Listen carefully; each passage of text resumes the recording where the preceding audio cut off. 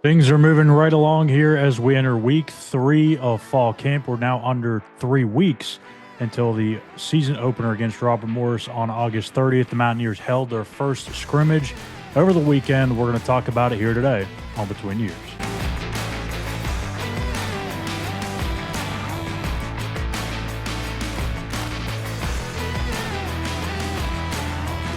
What's up, everybody? Schuyler Callihan here with another episode of Between the Eers.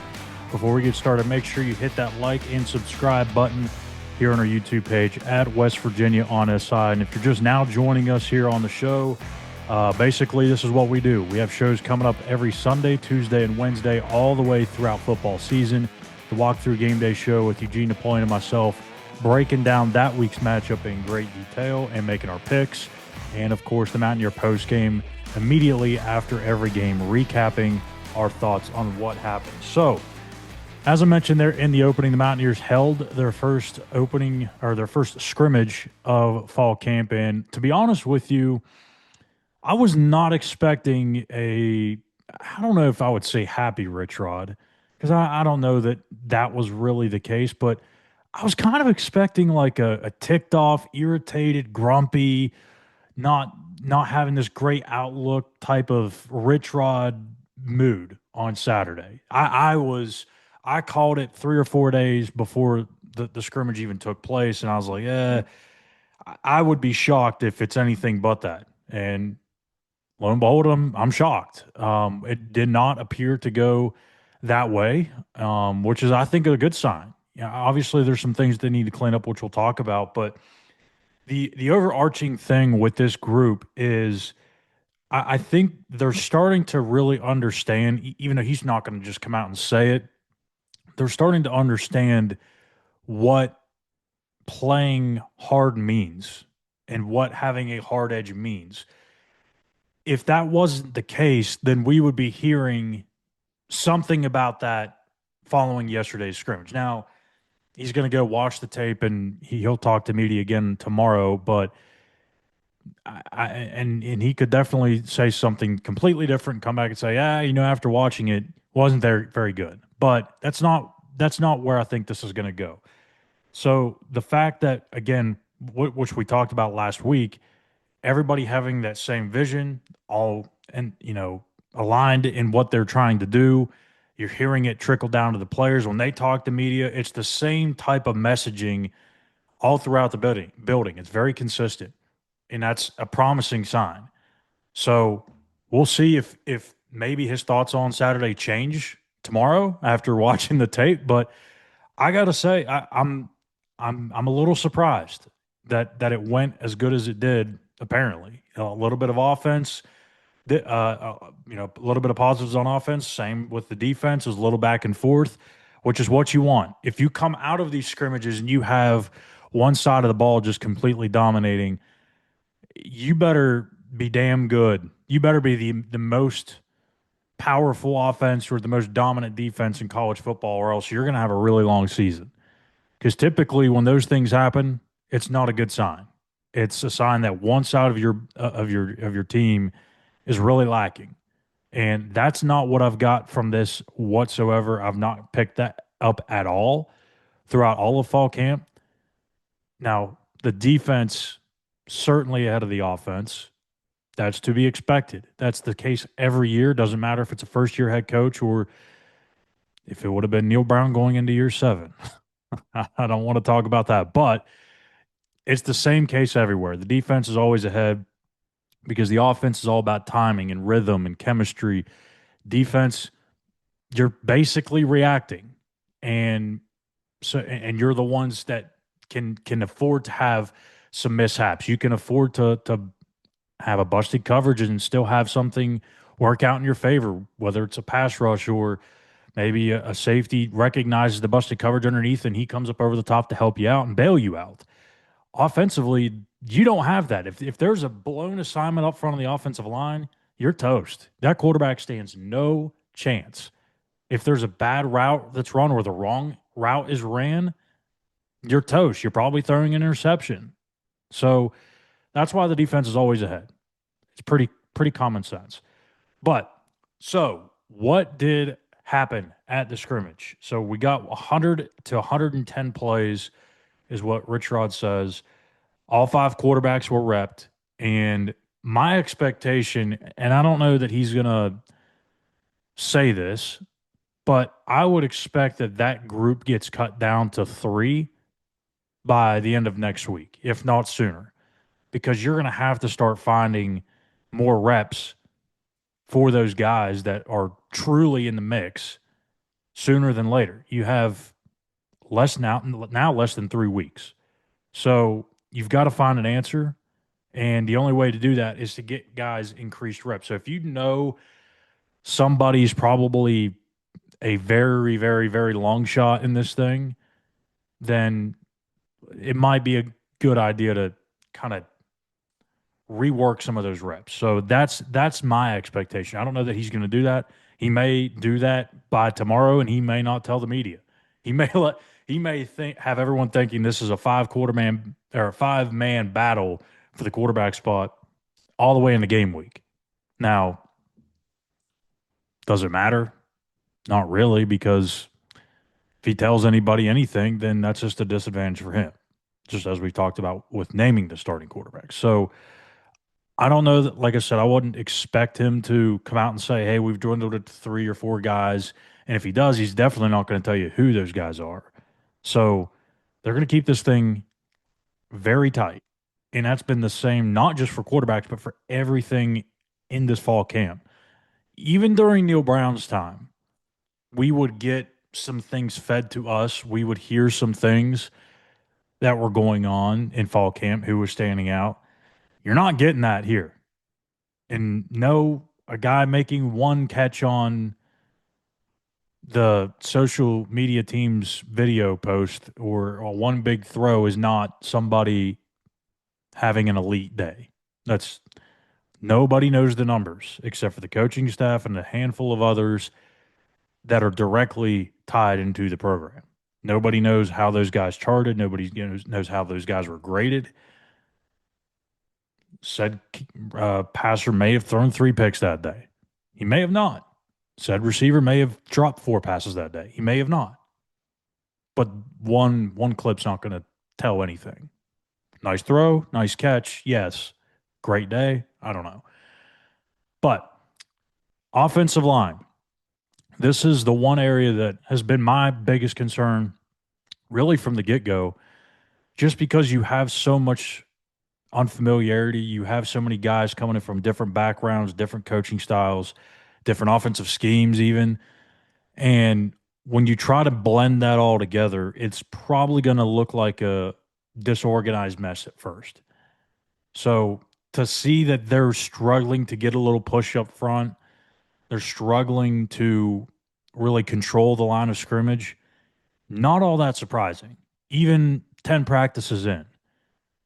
And I don't know that it would be much different in a week or two. Like, I really do think this is something that's just going to have to get better and improve over time throughout the season.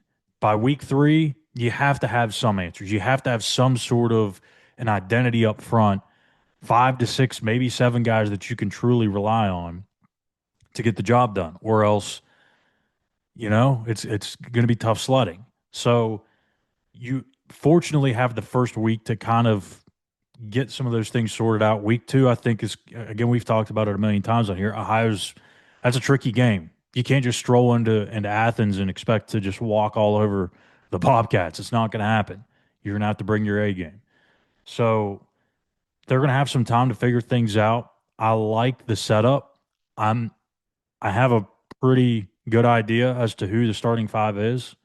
I can't say anything about it, but it's very, very, very similar to the depth chart projections that I've been putting out, with one exception. So, assuming those 5 that I believe are going to be the starters stay healthy, I like the group. It's just going to take some time. A lot of or I shouldn't say a lot of inexperience, some inexperience, and obviously some guys that are taking a step up in level of competition. So we'll see how that all comes together. Offensive line still a huge, huge, huge concern for me going into the year. Those guys don't do their job. All this buzz and all this hype around Jaheim White, it's for nothing. Unfortunately, he can't do everything on his own. He can't run past four, five, six guys at the line of scrimmage. It's just not. It's not sustainable. It's not going to happen. He needs some help. So, offensive line a little concerned. Quarterbacks didn't really get a whole lot of intel there.